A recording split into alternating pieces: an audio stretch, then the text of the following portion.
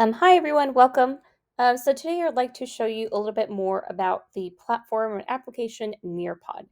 So Nearpod is a great tool to help develop these great lessons, particularly if you really want to focus on enhancing or increasing or just making better your student engagement. So, as we've discussed in class, student engagement is an ongoing complex process and it really requires intentionality and thoughtfulness. So, I want to show you a couple things that you could do with this application should you choose to use it. Okay.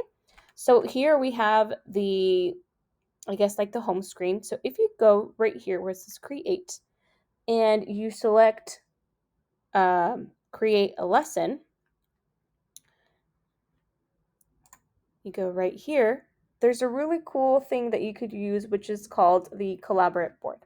So if you choose here, scroll more, if you go to collaborate board, this really allows you to do a bunch of cool stuff with your class and really have them add information or answer questions and all that stuff. So for instance, here you could see some board themes that you could choose. I really like this one. So let's just do an example. For instance, I can add, whoops, question, what does respect mean to you? Okay, and then we save it. So if I chose to add this to one of my slides, I could go over here and actually make it live for my students to use.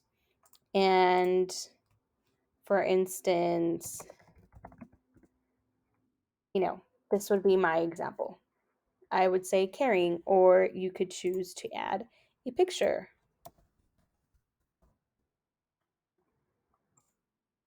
Something like that.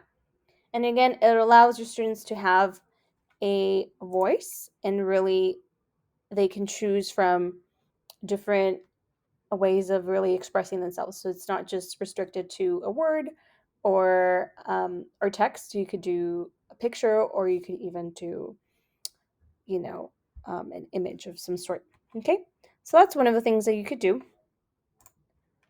Another cool thing that Nearpod has is called the time to climb. So this time to climb is really a cool feature that you can use to create some interactive games. Sorry, so if we go back to Nearpod and I select create, we go to activity, and you could choose this, which says time to climb. So if we select time to climb, you could choose from some already made time to climb quizzes, or you could make your own. So if you choose to make your own, you can write the questions here, and then you have the option of writing, several options that would be okay, and some images. Okay, so let me just show you a math lesson that we have here.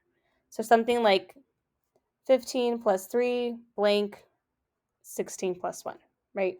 So then you would do this, and then you can add these to your time to climb activity.